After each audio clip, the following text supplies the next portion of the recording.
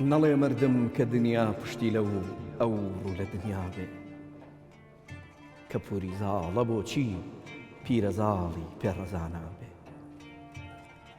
لە دەروێش و لە شا ئەم فاحیشە ئاخر ئەکا حاشا گەر ئەهلی غیرەتی بەر لەو لە خۆی و ئەهلی حاشا بێ ئەگەر تاجت لەسەرکە سەرتی پێوە قوت ئەدا ئاخر مبارەک کەی دەبێ ئەو خەلعەتەی وا خەلعی دەدوا سبەی خاکت بەسەر سبەی خاکت بەسەر وەک من دەبێ تەحتە الثەرا بێجێ بڵا ئەمڕۆ کە خەوتی مەسنەدت تەختی ثورەیا بێ لەبەر هەردا دەڕنرێ جل چپی ناوی چچی ناوی لەبەر هەردا دەڕنرێ جل چپی ناوی چچی ناوی دەبێتە لوقمە لوقمە پاکلە یا پاکلا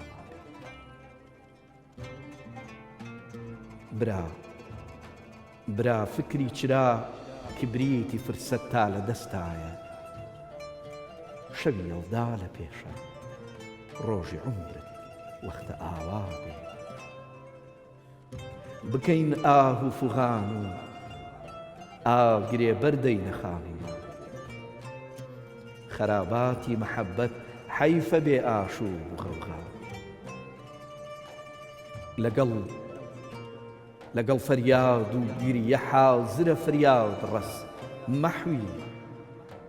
لێبکوو ڕێدەدا پیری طەریقەت طفلی ساوە لێبکوو ڕێدەدا پیری طەریقەت طفلی ساوە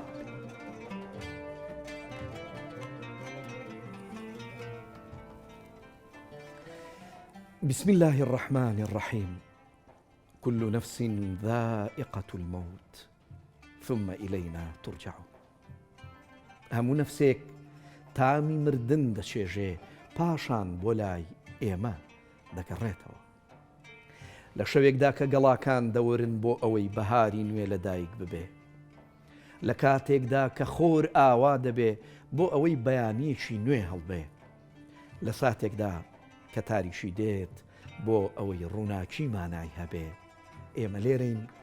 تا لەگەڵ مامۆستا جەمیل عوسمان قوڵ ببینەوە لە نهێنیەکی گەورە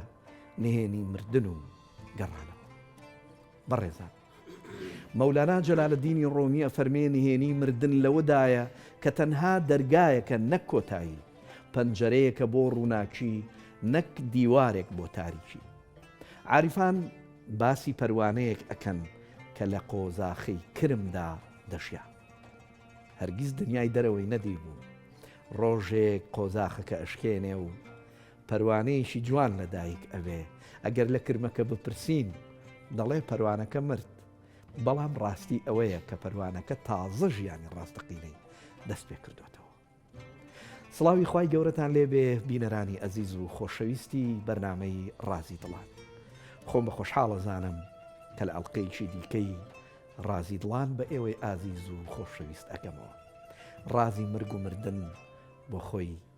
ڕازێکی پڕ لە نهێنی و پڕ لە حەقیقەتی شاراوەیە کە ئێمە ئەم شەو ئەمانەوێ دیوە ڕاستەقینەکەی مرگ و مردن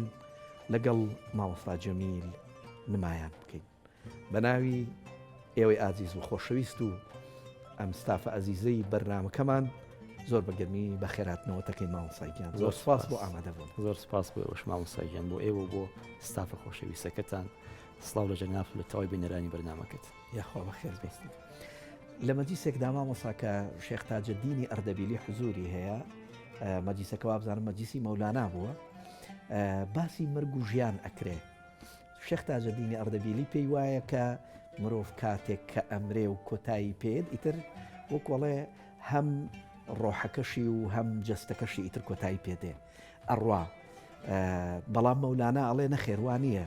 المەوت الانتقال من دار إلى دار بەڵکو جێگۆڕچێکردنێکە لە شوێنێکەوە بۆ شوێنێکی تر وەکو کاک ئەحمەد دەڵێ وەکو ئەم دیو بۆ ئەو دیو چوونە یعنی لەم دیوەوە چی بۆ ئەو دیوەی تر الشيخ تاج الدين الله أي باشا بولا قرآن أخوة فرمي كل نفس ذائقة الموت أيجا فرمي راس فرمي كل نفس بلام خونا فرمي كل روح ذائقة الموت بويا روح همیشه جاویدانه و ئەوە ئەمێنێتەوە پێم خۆشە لێەوە دەست پێ بکەین سەرەتا ئەم پرسیارە لە جەنابەت بکەم هەر بەڕاست فەلسفەی مردن وەکۆڵێ مەفهوم و چەمکی مەرگ لای بەڕێستان چییە بۆ ئەوەی کە لەو مانە تەقلیدی بێنێ دەرەوانێک کە مرگ و مردن وەکو خۆی پێناسە بکەین. معلومی جەنابتە کە بابەتی مردنێکێک لەو چەمکانەی کە جەدەلێکی توولانی و قوڵی خوڵقاندووە لە نێو ئەوانەیە کە پسپۆڕن کە ئەهلی ئەزمونن دەرباری مرگ و جیهانی مرگ. هەر بۆ خۆی مردن بابەتێکە لە ڕەهەندێکی زۆر ئاڵۆزەوە باس دەکرێت کە مادام بابەتێکی ئەزمونیە تۆ ناتوانی باسی لێوە بکەی، ئەبێ بمریت، ئەبێ بڕۆی لە گۆڕستان بیتەوە سەرێ بیتەوە لە خەڵکی ئێرە و دنیا و بڵێ ئەمە حەقیقەتی مردنە. مادام خۆت نەچەشتووە ناتوانی باسی بکەیت. ئەم قسە تا ڕادەیەکی زۆر ڕاستە بەڕاستی. تا ڕادەیەک ئەڕوات کە ئێمە ئەبێ قەناعەتی پێ بکەین بڵێ مردن بابەتێکی ئەزمونیە. معلومی جەناب هەندێکشت ئەزمونیە تا ئەزمون نەکرێ هەروەکەوەی غەزالیە فەرمی بە کابرا پرسیاری لێکە پرسیاری بابەتێکی لێکە ئەو پێڵێ وم زاتی هەر کوێری کابرا نایبینەڵە بزای هەر کوێری حاشە حازی ئەحمەقیشی ئەڵێ بۆ لای آخر بابەتەکە ئەزمونیە وەکو ئەوە تۆ ببن بڵێ ئەوە هەنگوێنگ شیرینیان تاڵە هێشتا تۆ خۆت شیرینی و نەچێشتووە ئێتە من تا ئێوەرە باسی شیرینی کەم بۆ تۆ نازانی شیرینیانی چی باسی تاڵی کەم بۆ تۆ کە تۆ بۆ جارێکیش نەچێشت و نازانی تاڵیانی چی بەڵام بەگشتێکگر باسی مردن کە اینجا دەلێکەیە لە بینی حەقیقەت و وجودە ئایا مردن سەرەتای عەدەمە یاخود درێژە پێدان و ئیدامەیە بە وجودەی کەوا ئێمە ئێستا تێدا ئەژین هەرچەند ئێمە کە ئەمانەوە بە زمانێکی عیرفانی باز لەم چەمکە بکەین بەڵێ عارفێکی گەورەی وەکو خیامی نیشابوریش وڵێ جۆرێک لە وەکۆڵی هادە سەودامانی ئەوە بووە ینی بەرامبەر بە مرگ جۆشداماوە کە ئەڵێ مردن چییە کەستێ نەگەی تا ئێستا تەوراوت و زەبورتا دەگەیە ئاوێستا زۆر کەس لە بارەی ژیان دواوە زانایانە بۆ باسی مەرگ گێل و نەفام ڕائێستا کەواتە ئینسان دەستەوسان لە ئاستی هەرێ چەمک و بابەتە پێناسەی کەواکو خۆی بەڵام مانای ئەوە نییە ئێمە کەڵک لە ئەزمموی ڕۆحی ئەو عارفە مەزدانە وەرنەگرین کە لەگەڵ جیهانی مانا و جیهانی ڕۆح و بەرزەخە پەیوەندی و عیلاقیان هەیە بەڕاستی بگەڕێنەوە بۆ ئەدەبیاتی ماوەسا نورسی لە بەتابەت بریسەکانە زۆر باسی مردنەکە بگەڕەوە بۆ إحیاء علوم الدین ئیمامی غەزالی هەندێک پیان وایە مردن ئوستاز انتقال من مرحلة إلى أخرى الانتقال من دار إلى دار قۆناغێکی ڕاگوزەریە بەسەر ئینساناتەیە پەڕێ هەندێک پیان وایە تەحولێکی جەوهەریە تحول معلومی جەنابتە هەمیشە لە مرۆڤ لە حرەکەتە لە نەقص و بەرەوکەماڵ بێ حرەکەتکە لەحزەیەک نییە لە ژیانی ئینسانە بۆستێ بەردەوام گردون لە جوڵایە ئەبێت تۆش لە جوڵابی ئەو دەقی تۆ ئەوەستیت دواکەوتی بەجێ ماوی لە کاروان کەواتە مردن بابەتێکە تۆ خۆت بتەوێ نەتەوێ ئەو تەحولێکت پێکە لەم ژیانە ئەتباتە قۆناغێکی بانتر و ڕوحانیتر و معنەویتر لە جیهانی هەستیتەوە ئەوبا بۆ جیهانی معنەوی بەگشتی قسە زۆرە دەربارەی مردن بەڵام ئەوەی کە جێ ئەسەفە ئێمە ئەوەندەی بە مردن ئەمان ترسێنن ئەوەندە حاڵیمان ناکەن لە مردن ئەوەندەی زراومان تۆقیوە من کەسی وا بینمەچە لەسەر لە دەم قبرێکا خۆی تیا ڕاکێش و ها خۆشەویست زیرە و پێیەکە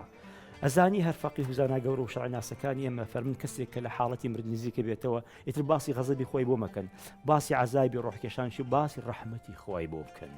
یعنی مردن ئەوە نییە کە تۆ زراوی خەڵکی پێتۆقێنی ئینسانی لێ تۆقێنی پرسیار لە یەکێک لە فەیلسوفەکانی بواری ئەدەب ئەکەن دۆستۆیفسکی ئەوەی خاوەن کتێبی جەریم و عیقابە وەزام کراوە بە کوردیش تاوان ئەڵێن تۆ لە مردن ئەترسی ئەڵێ من لە زەمن ئەترسم لە کاتە ترسم ئەڵێن کاتێکی خۆی تێ پەڕێشتیە زوو بڕوا کاتە بۆ لێ ترسڵێ نا هەر ڕۆژێک و هەر ساڵێکی کات ئەڕوا پارچەیەک لە ژیانی من ئەبا و منەبا لەگەڵ خۆیان من لە کاتە ترسم بە بێهودە لە ژیانی منها بڕوا هەرەوەی کە مەحوفم لەما لایعنیە ئەڕۆی بەبا وەنیە قسەکە ئەوەیە لە هینە پرسن لە سقڕات ئەڵێن تۆ لە مردن ترسڵێ نامن لە ژیانە ترسم بە پێشانی و خەڵکەوە بە پێشەوانی ئێمەوە کە ئێمە بۆ باشتر لە مرگ حاڵی بووینایە ئەڵێن بۆ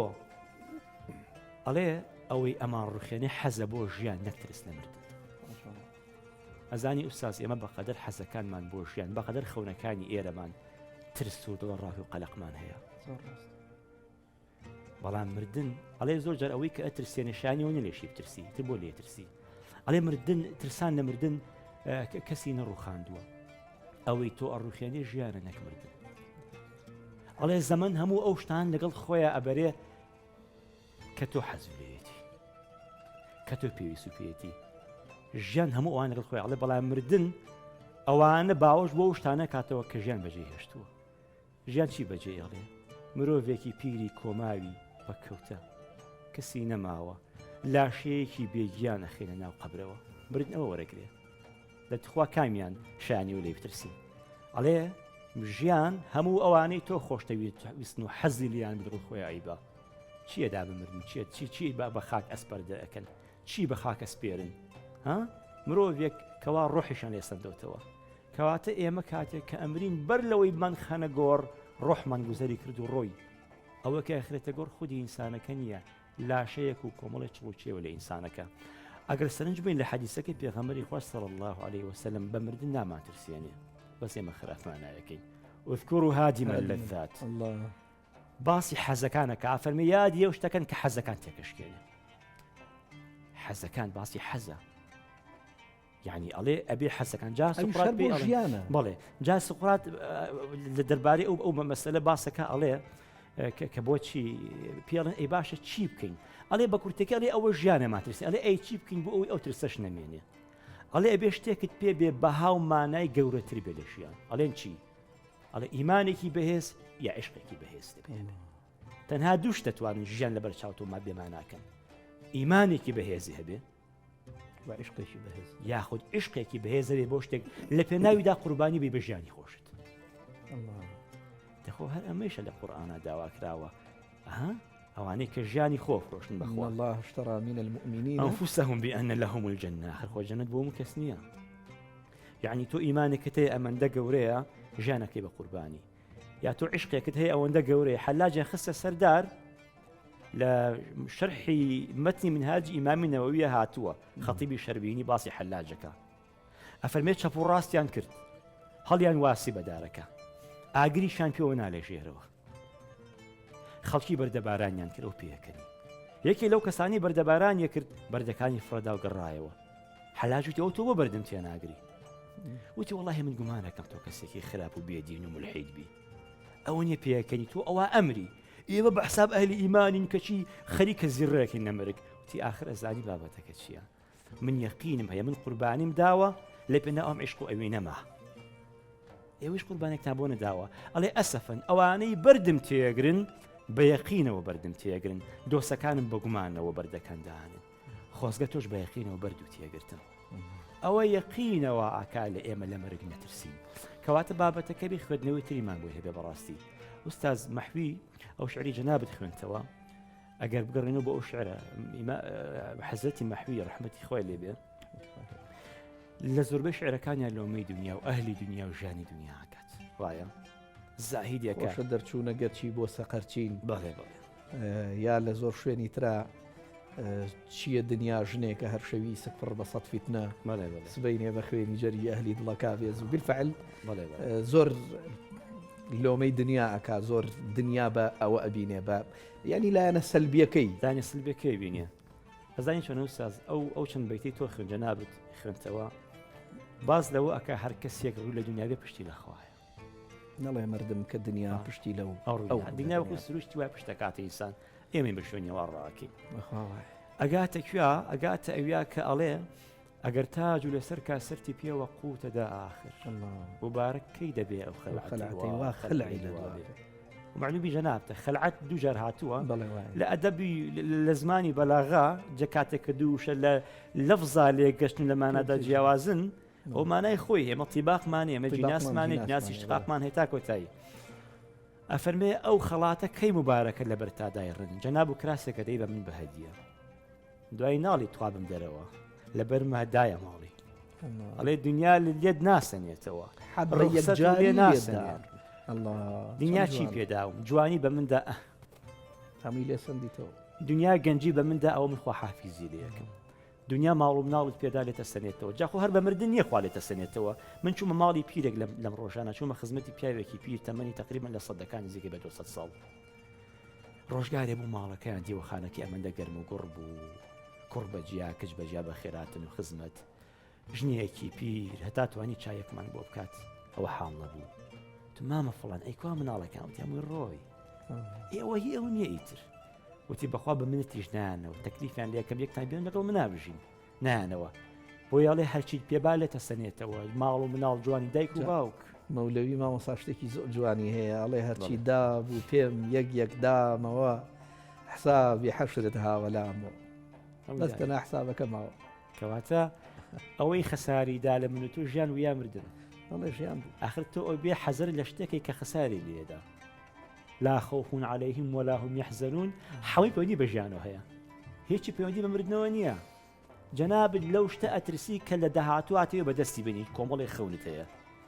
حەزەرەکەی تەخەوف دێت تۆ بڵێ بەدەستی بێنم ڕێگر و عەرقەلەکان لەم پڕەکان بهێڵن کاتێک بەدەستی نانی خەفەتی بۆ خۆی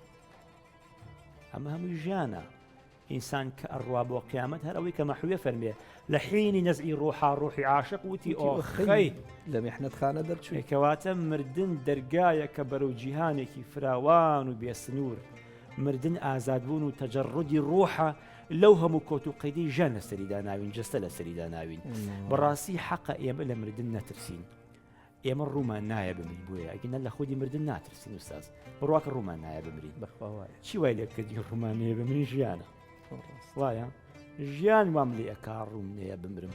ئەزانی بەها شوێنی کێیە پرسیام لە زۆر کەسەکەرێکە شتێکەوە بەڵام وەڵامەکانی بۆ من مقنع نەبوون بەهشت بۆ کەسانی بە وجدانێکی ئاسوودەوانتر بەخوا هەر کەس وجدانی ئاسوودە بوو شوێنی ئەو بەهشت ئەو کەسە ڕووی دێ بمرێ بەهشت بۆ کەسانێکە ئێمە بە عیبادەتی زۆر ناچینە بەهشت ئێمە بە تەمەنی زۆر ناچینە بەهشت بە سەرۆت و سامان ناڕوین بە دڵێکی پاکە و ئیلا من ئەتە الله بقلب سلیم ئەو ڕیواتت ڕەنگە بیست بێ و حکایەتی هارونە ڕەشید و ژنەکەی کاتێ بەغڕوو لە بازاڕە یاخود دەڵێن شێتێ بۆ بەهلولی دانا نەبووە بەهشتە فرۆشێ وەرە بۆ بەهشت وەرە بۆ زەوی بەهشت ژنەکەی بەهلولی دانا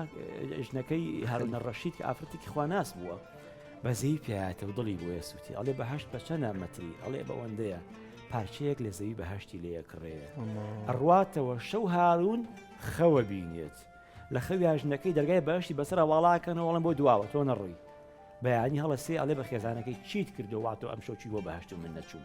ئەهێنێت و بە هیچ لێبیر نییە ئاخجاڵێ ئەو شتێکی ئەوام کردو نازانم لە بازار شێتێکم بینی خاکی بەهشتە فرۆشت ئەوی بەیانی ئەڵێ بەدەستە و دارەکەی ئادەی ئەسم بۆ زینکەن ئەڕات ئەیدۆزێتەوە خاکی بەهشت ئەڵێ خاکی بەهشت بەشتنە ئەڵێ بەوەندەی ئەڵێ چەند ئەوەندەت ئەدەمێ شوێنێکی باشن بەرە لە فیردەوسا پێکەنیەکی بۆ کاتەڵێ باش چەند سکەزیێڕێکی پێدا و هەڕواتەوە خەو نابینێت هیچ ئەگەڕێتەوە بۆ لای شێتە کەس بۆ ڕۆژی داهاتوو ئەڵێ باشە خۆ من چەند قاتی خێزانەکەم پێدای بۆچی بەهشت بۆ من نەبوو لە خۆما بۆچی دادبشتەکەم ئەڵێ ژنەکەت بەهشتی بە پارە نەکڕی بەهشتی بە دڵێکی ساغ و ئیمانێکی پاکڕی تۆ توێ بەهشت بە پارە بکڕی بەهشتی خوا سلعەی خوا غالیە کاڵای خوا گرانە بە پارە و سەرۆت و سامانی زۆر نییە بە عیبادەتی زۆر نییە بە حەج و عومرەی زۆر نییە إلا من أتى الله بقلب سليم بەو تاعەتەکە بۆ ئەم و ئەویە بەهشتی ویست زاهید ئومێدەوارە بە ئەجری ڕیاض مەحویە فەرمێ هەر کەسێ مرد و ئەسەرێکی نەبوو لە ژیانە هەندێک پیانەوەی ڕۆح جیارە نەفس ڕۆح ئەوەی تۆ شوێنەوار و هەبێ یەک لە عارفان ئەڵێ هەموو شتێ ڕۆحی خۆی هەیە ڕۆحی ئەوەی تونێتی بشکێنێ ئەگەر ئەو ئاوی خواردنەوە تونێتیم نشکێنە ڕۆحی تیانە بووە کاتێک کە چەقۆ کە شمشێرەکەت نابڕێ بێ ڕۆح بووە کاتێک کە خواردنەکەت چێژی پێنادا کاتێک کە وەی تا کۆتایی هەمووی بێ ڕۆح بووە ئەی هەر بەژیدی ڕۆحی ئینسان چییە ڕۆحی درەختەکانەوە میوەمان پێ بن یا سێبەر یا سەمەرمان پێ بدەن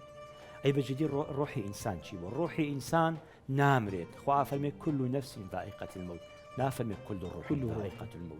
بۆی ئەنە ڕۆح جیا لە نەفس ڕۆح ئەوەیە کە مردی لە دنیادا بەزینی بمێنیتەوە لە دڵی خەڵکە کە من ئەوانەی زیندوم لە دڵی خەڵکە ئەمێننەوە شوێنەواری تۆ چی ئەسەرەکانی منداڵەکانی شوێنەواری تۆن چیجی هێشتۆ دای خۆت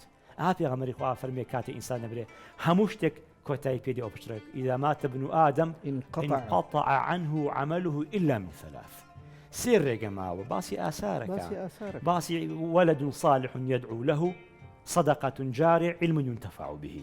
مرۆڤ بێ بەبێ ئەسەر نەڕوە جا ئەی مرۆڤ کاتێک کە تۆ ئەمری بزانیت شوێنەوارە جێ هەڵی دوای خۆت پەیامەکانت مەعریفەت گوتارەکانت ئەوانەی کە کردوتە سلووکت هەمووی ئەبێت بە یادگاری منەمێ ئەوە بەڵم لە خزمەتە کاتێک کە ئینسانێک کەمرێ بە تەنها مرۆڤێک لە ژیان دەرنەچووە زانی هەموو ئەو پەیوەندیانە ئەمرن کەوا ئەو دروستی کردو هەموو ئەو پردانە ئەڕوخێن کەوا ئەو بنیاتی ناوە لە تەعزەی خاتوونێک بووین وفاتی کردبوو زۆر کاریگەری تێکردن چونکە زۆر چوومەتە خزمەتیان نمەکی دەستیم کردووە نەخۆشی کوشتی خوا لە گوناحی خۆش بێ ئەوەم بۆ هادە و حاڵەتە یعنی بۆم دروستم دادا تەنها فڵان کەس وفاتی نەکردو خێزانی فڵان کەس نەمردووە دایکی کۆمەڵێ مناڵ نەنکی کۆمەڵێکی تر هاوڕێ و دۆست و ئەحبابی کۆمەڵێکی تر سەردای ڕۆشنەکانی دیێنیەکان مەجلیسەکان ئیتر کەس لە ماڵی ئەوە ئێتە ئەو پێشوازیمە لێ ناکە هەموو ئەم شتانە کۆتاییان پێدێ چی وامان لێ بکە ئێمە بە زیندوی بمێنینەوە ئاسارەکانمان لەبەرەوە دەبێ مرۆڤ کە ئەمرێت بۆ ئەوەی بڵێن ڕۆحی تیا بووە ئینسانێکی خاوەن ڕۆح بووە هەندێکەڵ دەبێت قێمی هەبێ ئەبێ معریفەی هەبێ ئەبێ حەڵاڵ و حرامی هەبوو بێ لێ ژێنە ئەو جا خەوەن ڕۆحە بەڵام بە ڕوئیا عیرفانیەکەی بەم جۆرەیە هەر ئینسانێ مرد و دوای خۆی شوێنەواری جوانی جێهێشت بەڕاستی ئەم ئینسانە ڕووی هاتووە بمرێ ئەم ئینسانە بێ ئەسەر نەچوو سپاس دەکەم مامۆستاییان زۆر خۆشحاڵ بووم دەستەکانت خۆش بێ بۆ تەشیرینەکانت ئومێ دەخوازم کە بینەرانی خۆشەویستیش چێژیان لە ئوتەکانی جەنابەت وەرگرت بێ سپاس دەکەم کۆتایی بە بەرنامەکە هێنیشت بەڵێ خۆشەویستان من پێم وایە کە لە باخچەیەکە گوڵێک سەری دانەواندووە و خەریکە ئەوەرێ باخەوانێک بە خەمێکەوە سەیریەکە یان بە خەمەوە تەماشای ئەکاو ئەڵێ کۆتایی هات بەڵام خاک بە بزەوە چاوەڕێتی چونکە ئەزانێ گوڵەکە تەنها شێوەی خۆی گۆڕیوە و بەهاری داهات و لە شێوەیەکی جوانترە سەر هەڵەداتەوە مردنی شەروایە بەڕاستی ئەوانەی لێرن بە خەمەوە ئەڵێن کۆتایی هات بەڵام بەهەشت بە بزەوە چاوەڕێ چونکە ئەزانێ ئەمە تەنها سەرەتای گەشتێکی نوێیە گەشتی گەڕانەوە بۆ لای خۆشەویست ثم ئیلەینا تورجع خۆشەویستان و ئازیزان سبەی شەو لە هەمان کات لەگەڵ ئەڵقەیەکی نوێی ڕازی دڵان لەگەڵتان پێک ئەگەینەوە خوایار و پشتیوانتان بێت.